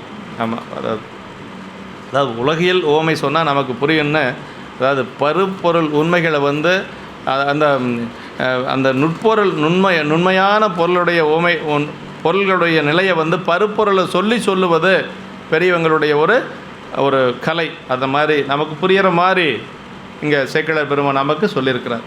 நனைந்தனைய திருவடியின் தலைமையில் வைத்தார் அப்படின்னு சொல்லி தேவாரத்தில் நம்ம பார்த்தது தான் இது இல்லைங்களா. புனைந்த மாலைன்னா தமிழ் மொழி மாலை என்று சொல்ல நினைந்துருகி விழுந்து எழுந்து நிறைந்து மலர்ந்து அருளை நினைத்தலும் அருளினால் உருகுதலும் முன்னர் மனத்தில் நிகழ்ந்த செயல்கள் விழுதலும் பின்பு எழுவதும் என்று சொல்லி அப்படியே பெருமானுடைய திருவருளை நினைந்து அப்படியே கீழே விழுகிறார், மீண்டும் எழுந்துறார். இப்படியே அது நடந்து கொண்டு இருக்கிறது. அதான் சொல்கிறார், அப்படி தலைமேல் வைத்தார் என்று நினைந்து உருகி விழுந்து எழுந்து நிறைந்து மலர்ந்து ஒளியாத தனம் பெரிதும் பெற்று வந்த வறியவன் போல் மலர்ந்தழைத்தார் என்று சொன்னார். அவருடைய ஒரு மகிழ்ச்சிக்கு அளவே இல்லை. அற்றவர்கள் அருநிதியம் பெற்றார் போல் நாங்கள் சொன்னார். அப்பர் சாமி வந்திருக்கிறார் அப்படின்னு தெரிஞ்ச உடனேயே அவர் பெற்ற மகிழ்ச்சிக்கு அளவே இல்லை அப்போதி நாயனார். ஆமாம், அற்றவர்கள் அருநிதியம் பெற்றார் போல் நாங்கள் ஓமை சொல்வார். ஒளியாத தனம் பெரிதும் பெற்று வந்த வறியோன் போல் என்ற இவ்வோமை பழமொழியாக வழங்கப்படும். ஒளியாத உலவாத எடுக்க குறையாத செல்வம் அப்படின்னா இக்கிளி பொன்னுளவா கிளி என்று சொல்லி ஞானசம்பந்த பெருமான் புராணத்தில் வர மாதிரி உழவா கிளி அப்படின்னா என்னென்னா குறையாத செல்வம்.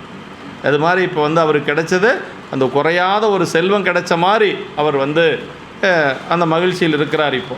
ஆமாம் என்று சொல்லி அடுத்த திருப்பாட்டு, நாவுக்கு மன்னர் திருநல்லூரின் நம்பர்வால் மேவுற்ற திருப்பணிகள் மேவுற நாளும் செய்து பாவுற்ற தமிழ் மாலை பழபாடி பனிந்தேத்தி தேவுற்ற திருத்தொண்டு செய்தொழுகி செல்லும் நாள். நாவுக்கு மன்னர் திருநாவுக்கரசு நாயனார் என்ன சொல், நாவுக்கு அரசர் இல்லையா, நாவுக்கு மன்னர் திருநல்லூரில் நம்பர்வான் மேவுற்ற திருப்பணிகள். அங்கே ரொம்ப நாள் இருக்கிறாருங்க திருநாவுக்கரசு நாயர். திருநல்லூரிலே பெருமானிடத்து பொருந்த திருப்பணிகளை மனமாற நாளும் செய்து திருப்பணிகளை மனமாற செய்து வருகிறார். அங்கே திருப்பணியும் செய்கிறாரு, பதிகமும் பாட. ரெண்டு நாவுக்கரசு பெருமான் அப்படின்னாவே ரெண்டு பணிங்க. ஒன்று பதிகம் பாடுவது, இன்னொன்று உலவாரம் செய்வது. ரெண்டு பணி நம்ம எடுத்துக்கணும். ஆமாம், திருப்பணிகள் அப்படின்னா வெறுமனே திருப்பணின்னு வந்தால் உலவார திருப்பணி ஒன்று, இன்னொன்று பதிகம் பாடுவது ஒன்று என்று சொல்கிறார். தூய வெந்நீர் பாட்டில் சொல்கிறார் இல்லையா, தூய வெந்நீர் துதைந்த பொன்மேனியும் தாழ்வடமும் நாயகன் சேவடி தைவரும் சிந்தையின் ஐந்துருகி பாய்வது போல் அன்பு நீர் பொழி கண்ணும் பதிகச் செஞ்சொல் மேய செவ்வாயுமுடையார் புகுந்தனர் வீதியுள்ளனர். பதிகச் செஞ்சொல் அப்படிங்கிறது ரொம்ப அதுவும் இன்னும் சொல்லப்போனால் சமணர்கள் அந்த நீற்றறையில் ஈட்ட பொழுதும் சரி, அந்த சமணர்களுடைய அந்த அவர்கள் செய்த அந்த தீவினை, அவர்கள் செய்த சூழ்ச்சியில் அவர் செய்த தொண்டு பதிகம் பாடியது மட்டும்தான். ஏன்னா அங்கே உழவாரப்பணி செய்யலை. உழவாரப்பணி படை கையில் இல்லை. முதல்ல கையில் இல்லைங்கிறத எப்படி நாம் சொல்லலாம் அப்படின்னா, அந்த 3 இடத்துல திருவேட பொலிவை சொல்கிறார் இல்லைங்களா, 3 இடத்துல சொல்கிறதுல 2 இடத்துல உழவாரப்படை சொல்கிறார். எங்கெங்கே சொல்கிறாரு, நம்முடைய சீர்காழியில் சொல்கிறார், சிந்தை இடையரா அன்பும் திருமேனி தன்னில் அசைவும் கந்தை மிகையாம் கருத்தும் கை உழவாரப்படையும் வந்திலி கண்ணீர் மலையும் வடிவில் ஒளி திருநீரும் அந்தமிலா திருவேடத்தரசு எதிர்வந்தனைய. இது சீர்காழியில் சொன்னது. அப்புறம் ஆரூரில் சொல்கிறார், மார்வார பொலிகண்ணீர் மலைவாரும் திருவடிவும் மதுர வாக்கில் சேர்வாகும் திருவாயில் தீந்தமிழின் மாலைகளும் செம்பொற்றாலே சார்வான திருமணமும் உலவார தனிப்படையும் தாமும் ஆகினார். பார்வால திருவீதி பணிந்தேத்தி பணி செய்வார் அப்படின்னு சொல்கிறார். அங்கேயும் வந்து உளவாரப்படை சொல்கிறார். ஆனால் திருவதிகையில் மட்டும் உளவாரப்படையை சொல்கிறதில்ல. உளவாரப்படை சொல்லாதனால அங்கே அவர் கையில் உளவாரப்படை இல்லை. இன்னொன்று என்னென்னா, அவரை கைது பண்ணி அழைச்சிட்டு போகிறாங்க. அப்படி கைது பண்ணி அழைச்சி கொண்டு செல்லுகின்ற பொழுது கையில் ஒரு ஆயுதம் இருக்கிறதுக்கு வாய்ப்பே இல்லை. அதனால் வந்து பார்த்தோம்னா அந்த கரையேற விட்ட குப்பத்தில் வந்து நம்ம இப்போ செய்திருக்கக்கூடிய அந்த திருமேனிலே உளவாரப்படை இல்லை. அதனால் பரவாயில்லை. ஒரு சில என்னென்னா, அந்த கோயில் இருக்கு இல்லைங்களா, அங்கே அது என்ன ஊர், கடலூர் திருப்பாதிரிப்புலியூர், பாதிரிப்புலியூர் கோயில்லையே உளவாரப்படையோட ஒரு சில சிலையில் வச்சுருக்குறாங்க. அது இருக்கக்கூடாது அப்படிங்கிறது தான் பெரியவங்களுடைய கருத்துங்க. ஆமாம், அப்படின்னா உளவாரப்படை இல்லாமல் தான் அவர் இருந்திருக்கிறார். அப்போ என்ன செய்திருப்பார்?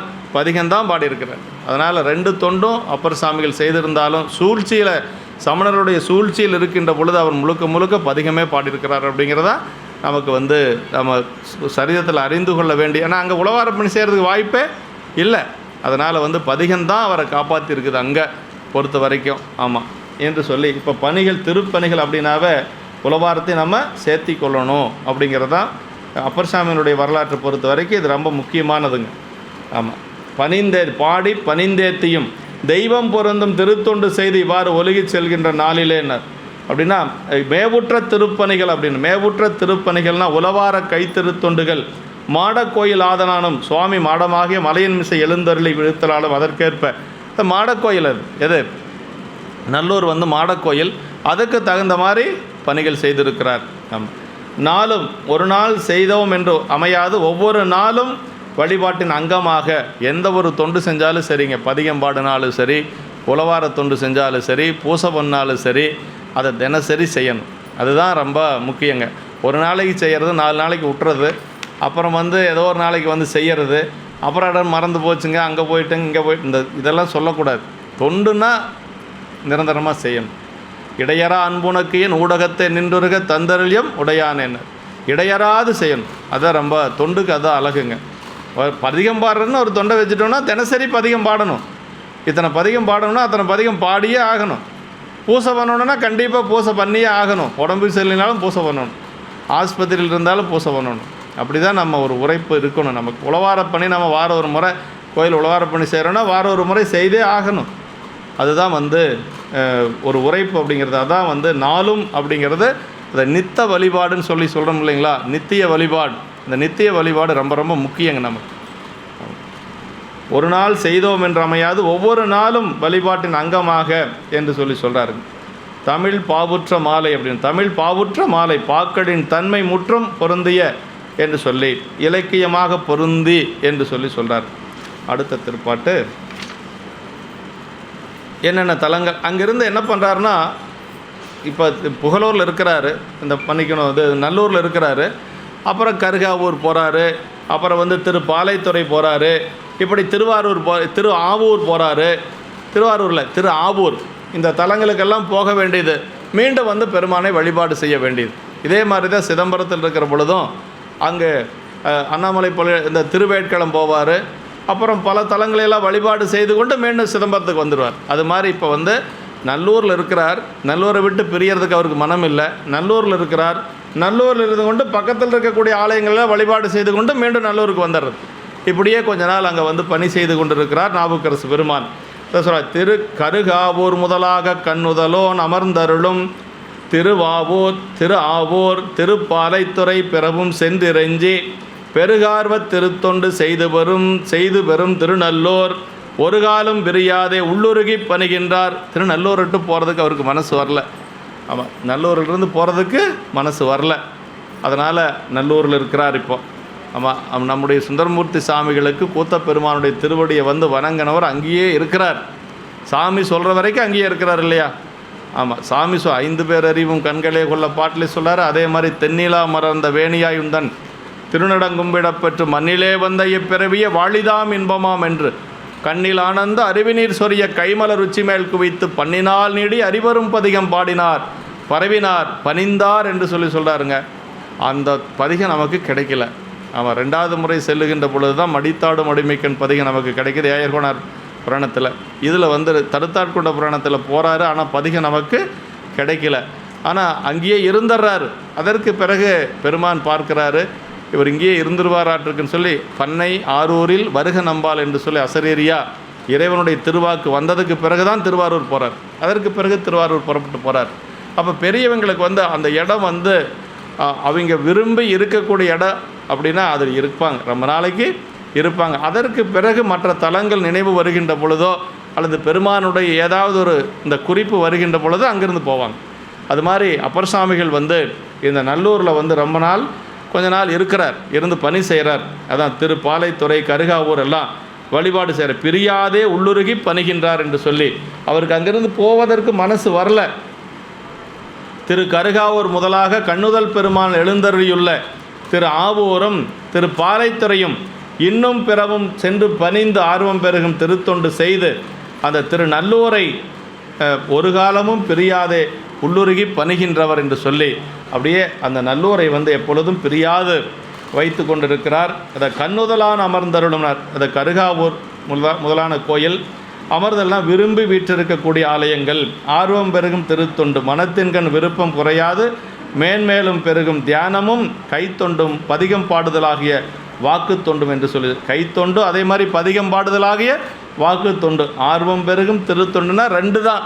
திருத்தொண்டுனாவே அப்பர் சாமி பொறுத்த வரைக்கும் 2 தான், உலவாரப்பணி அதே மாதிரி தேவார பாடுவது. இந்த வாயிலே தேவாரம் கையிலே உலவாரம் அப்படிங்கிறது தான் அப்பர் சாமிகளுடைய ஒரு அடையாளமே அதுதான் இல்லைங்களா. வாயை திறந்த மேய செவ்வாயில் அப்படின்னு சொல்லி சொல்கிறோம் இல்லைங்களா. பெருமான் அவர் வாயை திறந்தார்னா பதிகந்தான் வருங்க. ஆமாம்.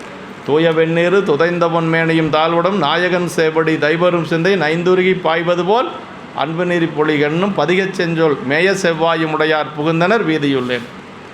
அப்படியே அவருடைய எப்படி பெருமானை வச்சிருந்தார் அப்படிங்கிற அந்த பாட்டில் எவ்வளோ அழகாக சொல்கிறார் பாரு.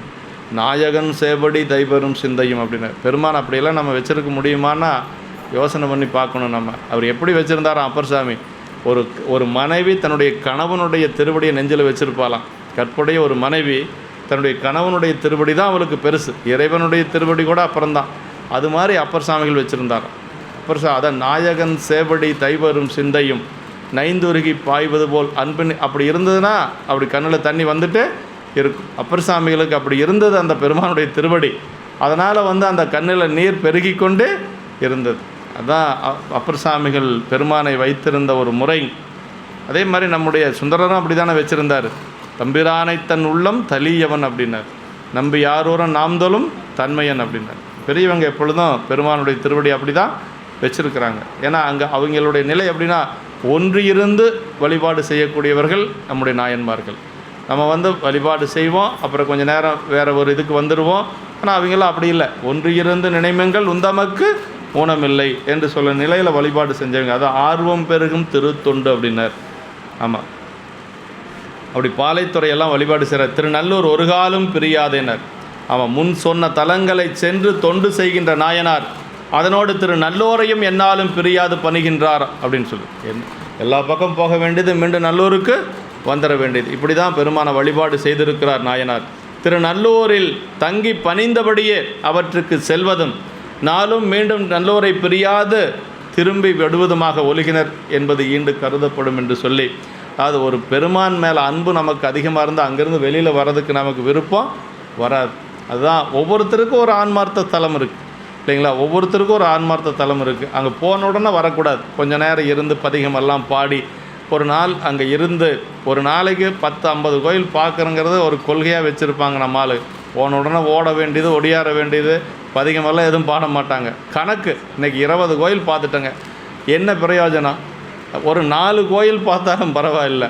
காலையில் 2 கோயில், சாயந்தரம் அவ்வளோதான் பார்க்க முடியுங்க. அதான் பதிகமெல்லாம் பாடி பெருமான வழிபாடு செய்கிறேன்னா ஒரு நாளைக்கு 4 கோயில் பார்க்கலாம். இல்லைன்னா மாலை நேரத்தில் ஒன்று சேர்த்தி பார்க்கலாம், 5 கோயில் பார்க்கலாம். அவ்வளோதான் பார்க்க முடியும், அதுக்கு மேலே பார்க்க முடியாது. பக்கம் பக்கமாகவே இருந்தாலுமே அவ்வளோதான் முடியும். ஆன்மார்த்த ஸ்தலம்னா ஒரு நாள் அங்கேயே போட்டுற வேண்டியது தான். ஏதோ வருஷத்தில் ஒரு நாள் போனாலும் அந்த ஒரு நாள் முழுக்க அங்கேயே அவன் திருவடியிலேயே இருக்கிற மாதிரி போட்டுறணும். எல்லாத்துக்கும் ஒவ்வொரு தலம், ஒரு பிடித்தமான ஒரு தலம் இருக்குது. ஆரூர் இருக்கும், சில்லை இருக்கும், இப்படி மதுரை எம்பதி இருக்கும், இப்படியெல்லாம் இருக்குது. ஆன்மார்த்த ஸ்தலம் ஒன்றும் அப்படின்னு சொல்லி ஒன்று யாராவது எல்லாத்துக்கும் மனசுக்குள்ளே இருக்குது. அதனால் அந்தந்த தலத்துக்கு போனால் இருந்துட்டு வர்றது ரொம்ப சிறப்பு. ஆமாம்.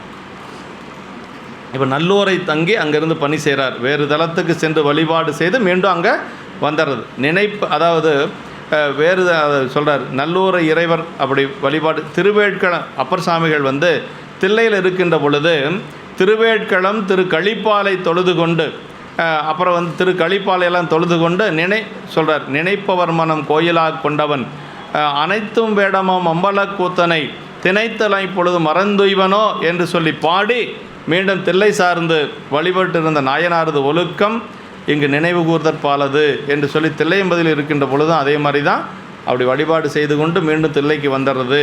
திணைத்தனை பொழுது மறந்துய்வனோ, அனைத்தும் இடமும் அம்பலக்கூத்தனை திணை இருக்கிறதுலையே ரொம்ப சிறிய பொழுது என்னன்னா திணைத்தனை பொழுது தான்.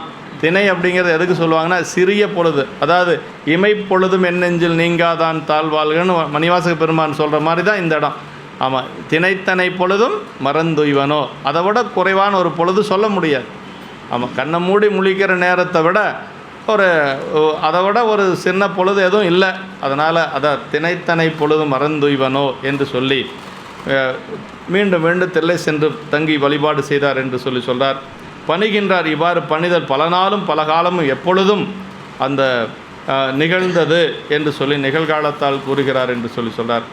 அடுத்த திருப்பாடல் வந்து ஆளுடைய நாயகந்தன் அருள் பெற்றங்கு அகன்று போய் வாய் புழல் பணலத்து திருப்பரண மருங்கனைந்து காலவிடம் உண்டிருண்ட கண்டர்பணி கலன் பூண்டு நீலிரவில் ஆடுவார் கடல் வணங்க நேர் பெற்றார். இங்கேருந்து நேராக எங்கே போகிறார்னா பலனம் போகிறார். அடுத்தது அப்பூதி நாயனாருடைய வீட்டுக்கு போவார். ஆமாம், அப்பூதி நாயனாருடைய இல்லத்துக்கு தான் அடுத்தது போக போகிறார். இந்த இதில் இந்த யாத்திரையிலேயே அப்பூதி நாயனாருடைய சந்திப்பு வந்துடுது. இப்போ திருப்பலனம் போகிறார். அதுக்குள்ளே அந்த 2 பதிகத்தையும் பார்த்துடலாம். இதுக்கு பொருள் பார்த்துக்கலாம். ஆளுடைய நாயகன் தன் அருள் பெற்றங்கு அகன்று போய் வாய் புழல் பணலத்து திருப்பலன மருங்கனைந்து என்று சொல்கிறார். அப்படின்னா தம்மை ஆளுடைய இறைவரது திருவருளை பெற்றுக்கொண்டு அங்கு நின்று புறப்பட்டு போய் வாழைகள் பாயும் நீர் சிறப்புடைய திருப்பலனத்தில் சென்று அணைந்து திருநீலகண்டரும் பாம்புகளை அணிந்து ஊலியில் ஆடுவாருமாக இறைவருடைய திருவடிகளை நேரே வணங்கும் பேற்றினை பெற்றனர் என்று சொல்லி அங்கிருந்து அப்படியே திருப்பலனம் செல்லுகின்றார். அந்த இடத்த தான் இதில் சொல்கிறார். திருப்பலனம் போனதை தான் சொல்கிறாருங்க. ஆளுடைய நாயகன் திருப்படி சூட்டியமையால் ஆளாக கொள்ளுதலுடைய திருநல்லூர் இறைவர் என்று சொல்லி பெருமான் வந்து ஆளுடைய நாயகனாக சொல்கிறாருங்க. புனல் பலன திருப்பலனம் அப்படின்னா நல்ல நீர் நிறைந்த திருப்பலனம் என்று சொல்லி சொல்கிறார்.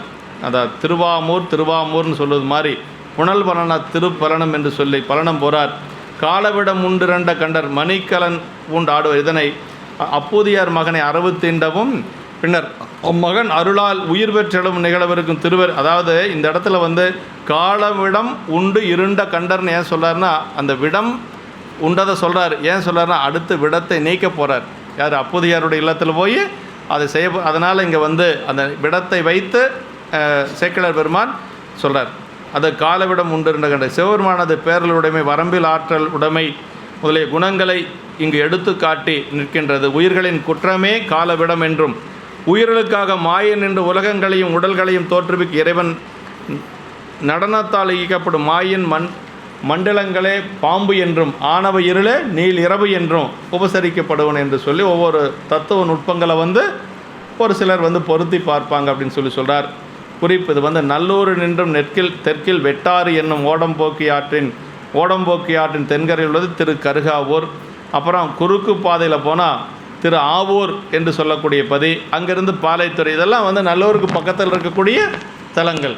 ஆமாம், திரு ஆவூர், திரு பாலைத்துறை, திரு குருகாவூர் இதெல்லாம் வந்து பக்கமாக இருக்கக்கூடியது. திரு கருகாவூர், குருகாவூரில் திரு கருகாவூர், கருகாத்த நாயகின்னு சொல்லுவோம் இல்லைங்களா, அதுதான். அந்த கருகாவூர் பதிகத்தில் ஒரு பாட்டு. குருகாம் வைரமாம் கூறு நாளாம் கொல்லும் கிழமையாம் கோலே தானாம் பருகா அமுதமாம் பாலில் நெய்யாம் பலத்தில் ரதமாம் பாட்டில் பண்ணாம் ஒருகால் உமையவலோர் பாகனுமாம் உள் நின்று நாவிற்கு உரையாடியாம் கருவாயுலகுக்கு முன்னே தோன்றும் கருகாவூர் எந்தை தானே. இந்த பதிகம் வந்து கருகாத்த நாயகி அப்படின்னு அம்மா பேர். அதாவது கருச்சிதைவாகக்கூடிய தாய்மார்கள் வந்து இந்த பதிகத்தை படிக்க சொல்லி பெரியவங்க சொல்லுவாங்க. அடிக்கடி வந்து கருச்சிதைவாகிறது, குழந்தை பேர் இல்லாமல் இருக்கக்கூடியவர்கள் வந்து இந்த பதிகம் பாடுனா அது நிற்கும் அப்படின்னு சொல்லுவோம். ஏன்னா அம்மாவுடைய பெயர் வந்து கருகாத்த நாயகியாக இருக்கிறதுனால முல்லைவனநாதர் கருகாத்த நாயகி அப்படின்னு சொல்லுவாங்க. அதனால் இந்த கருகாவூர் எந்தைதானே குருகாம் வைரமாம் என்று சொல்லி பெருமானுடைய அந்த பெருமைகள் எல்லாம் சொல்கிறார். குருகாம்னா விலங்குகளினுடைய இளமை பெயர் என்று சொல்கிறார். வைரம்னா தாவரங்களுடைய முதுமை பெயர் என்று சொல்லி பெருமான் வந்து இப்படி போற்றி பாடுகிறார் இந்த திருப்பதிகத்தில். காவிரிக்கு தென்கரையில் இருக்கக்கூடிய 18வது தலம் திரு கருகாவூர். அப்புறம் தலமரம் முல்லை ஆதலின் முல்லைவனநாதர் பெருமானுடைய திருப்பெயர். கர்ப்பரட்சகி என வடமொழியில் பேர். அம்மா பேர் கருகாத்த நாயகி. சிவலிங்க திருமேனி நீண்ட மணல் திருமேனியாய் முல்லை கொடி சுற்றிய திரு அடையாளத்துடன் விளங்குகின்றது. முல்லை கொடி சுற்றிய அடையாளத்தோடு அந்த திருமேனி இருக்கிறதாக குறிப்பு கொடுத்திருக்கிறார் ஐயா. சந்திரன் பூசித்த தலம் பெருமான் முல்லைவனநாதர், அம்மை வந்து கரும்பனையால் என்று சொல்லி சொல்கிறார். தீர்த்தம் வந்து தீர்த்தம் பால், மரம் வந்து தில்லை மரம் என்று சொல்லி குறிப்பு கொடுத்துருக்காங்க. அது அடுத்தது வந்து ஆவூர் என்று சொல்லக்கூடியது பசுபதீச்சரம். ஆவூர் பசுபதீச்சரம் என்று சொல்லுவது. இந்த ஆவூர் பசுபதீச்சரம் வந்து தலத்தினுடைய பெயர். இதுவும் அங்கே பக்கத்தில் இருக்கக்கூடிய ஒரு பதிதான் என்று சொல்லி, அடுத்து பாலைத்துறை என்று சொல்லுவது. இந்த பதிகம் வந்து அருமையான ஒரு திருப்பதிகம், குறுந்தொகையில் வரக்கூடியது. இது என்னென்னா 5ஆம் திருமுறையில் இருக்கக்கூடியது. இதில் வந்து சிவைய அப்படிங்கிற அந்த மந்திரம் வருதுங்க. அதாவது சிவைய அப்படிங்கிற மந்திரம் முக்தி பஞ்சாக்கரம். அப்பர் சாமிகள் வந்து பஞ்சாக்கர பதிகத்தில் நமச்சிவாய சொல்கிறார். தூல பஞ்சாக்கரம் அது இல்லையா? பஞ்சாக்கரத்தில் வந்து நமச்சிவாய என்று சொல்லுவது தூல பஞ்சாக்கரம், சிவாய நம என்று சொல்லுவது சூக்கும பஞ்சாக்கரம், சிவைய அப்படிங்கிறது அதிசூக்கும பஞ்சாக்கரம். இந்த சிவையங்கிறது பெரும்பாலும் திருமுறைகளில் நம்ம பார்க்க முடியாது. ஆனால் இந்த பதிகத்தில் பாலைத்துறை பதிகத்தில் வருதுங்க. அது எப்படி வருது அப்படின்னா, இதை பொருத்தி பார்க்கணும் நம்ம. அதாவது ஆசிரியரும் நிறைய குறிப்பு கொடுத்துருக்கிறாரு. நமக்கு வந்து மொத்தம் வந்து தேவாரம் அப்படிங்கிறது 3 தேவாரம் இல்லைங்களா? அதை இந்த சிவையங்கிறது எங்கே இருக்குது அப்படின்னா, முதல்ல வேதத்தில் 3 வேதங்கள், ரிக்கு யசுர் சாமம் அப்படின்னு சொல்லி 3 வேதம். அதர்வனம் அப்படிங்கிறது வந்து மற்ற வேதத்திலிருந்து உருவானது அதர்வனம். அதனால் அதை கணக்கெடுத்துக்க முடிய மாட்டாங்க. வேதத்ரயி அப்படின்னு சொல்லுவாங்க. வேதத்ரயினா வேதங்கள் 3ன்னு அர்த்தம். அந்த 3 வேதத்தில் வந்து யசுர் வேதம் மையத்தில் இருக்கிறது. ரிக்கு யசுர் சாமம். யசுர் வேதத்தில் வந்து எத்தனையோ பிரபாகம் இருக்குது. அத்தனை பிரபாகத்தில் மையத்தில் இருக்கக்கூடியது வந்து இந்த அது மையத்தில் இருக்கக்கூடியது என்ன சொல்லுவாங்க அப்படின்னா, இது ருத்ரம் இல்லைங்களா? உருத்தரம். அந்த உருத்தர மந்திரத்தில் மையமாக இருக்கக்கூடியது 5 எழுத்துங்க. அது வந்து அப்படி வேதத்தில் இருக்குதான். சிவைய அப்படிங்கிறது இருக்குது அப்படின்னு சொல்கிறாங்க. யஜுர் வேதத்தில் அந்த சிறிய ருத்ரத்தில் இருக்கக்கூடிய அந்த சிவைய அப்படிங்கிறது நமக்கு திருமுறையில் எப்படி வருது அப்படின்னா, அதே மாதிரி தேவாரங்கள் வந்து நமக்கு 3 தேவாரம், 3 முதலைகள் அருளிய தேவாரம். முதல்ல ஞானசம்பந்த பெருமான், அப்புறம் நாவுக்கரசு பெருமான், அப்புறம் சுந்தரர். அதில் மையமாக இருக்கிறது நாவுக்கரசு பெருமானுடைய தேவாரம். நாவுக்கரசு பெருமானுடைய தேவாரத்தில் 3 திருமுறைகள், 4, 5, 6. அதில் மையமாக இருக்கிறது 5ஆம் திருமுறை இல்லைங்களா? 5ஆம் திருமுறையில் மொத்தம் 100 பதிகம். அதில் 51வது பதிகம் இந்த பாலைத்துறை பதிகம். எப்படி வருது பாருங்க. 51வது திருப்பதிகத்தில் 6வது பாட்டில் வர்றது இந்த சிவையா அப்படிங்கிறது. அந்த இடத்துல இது வருதுங்க. அப்படின்னா வடமொழி வேதமும் தமிழ் வேதமாக இருக்கக்கூடிய திருமுறை ஒன்றே தான் அப்படிங்கிறதுல எந்த ஒரு மாற்று கருத்தும் நமக்கு இல்லைங்க. அதையும் நம்ம பழிக்கக்கூடாது, இதையும் நம்ம விடக்கூடாது. ரெண்டும் நமக்கு முக்கியம். எப்படி அமைஞ்சிருக்கு. ஆனால் அப்பர் சாமிகள் இப்படியெல்லாம் வரணும்னு சொல்லி கணக்கு போட்டெல்லாம் ஒன்றும் பாடலை. அப்படி பாடியிருக்கிறார், அப்படி அமைஞ்சிருக்குது. அதுதான் பெரிய சிறப்புங்க. அதாவது மொத்தம் 100 பதிகம் 5ஆம் திருமுறையில். 100 பதிகத்தில் 51வது பதிகம். 51வது பதிகத்தில் 10 பாடலில் வந்து 6வது பாடலில் வருது. அதில் கூட முதல் வரியிலையும் கடைசி வரியிலையும் வரல, 2வது வரியில் இடையில வருதுங்க. அப்போ எப்படி வேதத்தில் வந்து அந்த சிவையங்கிறது அமையப்பெற்றிருக்குதோ அதே மாதிரி திருமுறைகள்லையும் அமையப்பெற்றிருக்கு அப்படிங்கிறது ஒரு பெரிய சிறப்பு. இது வந்து இறைவனுடைய திருவருளால் அமையப்பெற்றது. அதுதான் இங்கே சொல்கிறாரு. அதான் அந்த பாட்டு வந்து குறுந்தொகையில், விண்ணினார் பணிந்தெத்த வியப்பொரு மண்ணினார் மறவாது சிவாய என்னும் என்று எண்ணினார் கிடமாய் எழில் வானகம் பண்ணினார் அவர் பாலை துறையரே. அதான் அந்த பாட்டுங்க. அதாவது விண்ணினார் பணிந்தேத்த வியப்புறும் மண்ணினார் மறவாது சிவாய என்று எண்ணினார் இடமாய் எழில் வானகம் பண்ணினார் அவர் பாலைத்துறையரே என்று சொல்லி அந்த பாட்டு. இந்த பாலைத்துறை இறைவர் வந்து நீலகண்டத்தர். அப்புறம் என்ன சொல்கிறார்னா, களிற்றுரி போர்த்தவர், பூதங்குழுமி நின்றார்க்கு நான்மறை பாடினார், இவை முதலிய பல சரிதைகளை உடையார். பத்தர்களுக்கு அன்பர், அடியார்களுக்கு வந்து அன்பராக இருக்கக்கூடியவராம். மறவாது சிவாய என்று எண்ணினாருக்கு எழில் வானகம் இடமா பண்ணினார் என்று சொல்லி, அந்த தேவலோகத்தில் பெருமான் வந்து நமக்கு அந்த வானகத்தில் இடம் கொடுப்பார், இடமாக பண்ணினார். தொண்டரை துக்கம் தொடரும் போது அரணாய் வந்து அதனை தொலைத்தருள் செய்பவர், அவரை கைதொழுவார் வினை ஓயும் என்று சொல்லி சொல்கிறாருங்க. அப்படின்னா சிவாய நம என்று சொல்லி அந்த இடம் இங்கே வருது. திருமுறைகளில் வந்து சிவாய நம வரும், நமசிவாய வரும். ஆனால் இந்த இடத்துல சிவைய அப்படிங்கிறது முக்தி பஞ்சாக்கரம். சிவைய அப்படின்னா 3 எழுத்து தானுங்க வருது. அப்படின்னா மீண்டும் பின்னாடி சிவ வரும். சிவைய சிவ, அதான் முக்தி பஞ்சாக்கரம். அது நிர்வாண தீக்கை ஆச்சாரிய அபிஷேகம் வாங்குற பொழுது பெரியவங்க நமக்கு ஓதுவாங்க. அதுதான் முக்தி பஞ்சாக்கரம் அப்படிங்கிறது. அந்த முக்தி பஞ்சாக்கரத்தையே இங்கே அப்பர் சாமிகள் வந்து இந்த மாதிரி பாடியிருக்கிறார். அது பாடியது அப்படியெல்லாம் அமைஞ்சிருக்குதுங்க. ஆமாம், முன்னாடி பாலை, அந்த திருப்பாலை என்று சொல்லுவது வந்து அப்படி முதல்ல வந்து பாலையாக இருந்து அதற்கு பிறகு இது எப்படி நனிப்பள்ளி வந்து நெய்தலாக மாறுச்சோ அது மாதிரி இதுவும் வந்து பாலையாக இருந்த இடம் மீண்டும் வந்து இந்த விளை நிலமாக மாறியது அப்படின்னு சொல்லி சொல்கிறாங்க. இப்படியெல்லாம் வந்து இந்த பதிகத்துக்கு அவ்வளோ ஒரு சிறப்பு உண்டு என்று சொல்லி பாலைத்துறை பதிகம் ரொம்ப ரொம்ப முக்கியமானதுங்க. அதாவது சிவகுண உரை சொல்லியிருக்கிற பாரு, சிவைய அப்படிங்கிறது சுத்த பஞ்சாக்கரம். திரையி எனப்படும் வேதங்கள் சிவநாமத்தை இதய நடுவில் வைத்து போற்றுவது போல, மூவர் தேவாரங்களில் நடுவனவாகிய நாயனார் தேவாரத்துள், நடுவனவாகிய திருமுறையில், நடுவதாகிய 51வது திருப்பதிகத்துள் சிவகுண உரையில் கொடுத்திருக்கிறார். நடுவனதாகிய திருப்பாட்டில் சிவாய என்று எண்ணினார் என 2வது அடிகளில் நடுநாயகமாக சிவ மூலமந்திரம் விளங்கும் தெய்வ அமைப்பு குறிக்க இது பற்றி உருத்தர பசுபதி நாயனார் புராணத்தில் உரைத்தவை பார்க்க என்று சொல்லி உருத்தர பசுபதி நாயனார் புராணத்தில் இதுக்கு நம்ம உரை சொல்லியிருக்கிறோம். நம்மளும் சிவாய என்று எண்ணினார் என்று சொல்லி சொல்கிறாருங்க. அதாவது அந்த சிவாய என்று சொல்லுவது உயர்ந்த அஞ்செழுத்து என்று சொல்லுவாங்க. பின்னாடி சிவைய சிவ அப்படிங்கிறது அந்த மந்திரம். இது ஒரு பெரிய சிறப்பு என்று சொல்லி இந்த அளவுக்கு நாம் வந்து இன்று நிறைவு செய்து கொள்ளலாம். அடுத்து வந்து அப்பூதி அடிகளாருடைய திங்களூருக்கு போகிறார். திருப்பலனும் வழிபாடு செய்து கொண்டு திங்களூர் போகிறார். அடுத்த வாரம் நம்ம திங்களூர் பார்த்துக்கலாம். ஆமாம். என்றும் இன்பம் பெருகும் இயல்பினால் ஒன்று காதலித்துள்ளமும் ஓங்கிட மன்றுளார் அடியார் அவர் வான்புகழ் நின்றதெங்கும் நிலவி உலகலாம். வான்முகில் வளாது பெய்க மலிவலம் சுரக்க மன்னன் கோன்முறை அகசு செய்க குறைவிலாது உயிர்கள் வாழ்க நான்மறை அறங்கள் ஓங்க நற்றவம் வேள்வி மல்க மேன்மைகொள் சைவநீதி விளங்குக உலகமெல்லாம். மேன்மைகொள் சைவநீதி விளங்குக உலகமெல்லாம். மேன்மைகொள் சைவநீதி விளங்குக உலகமெல்லாம்.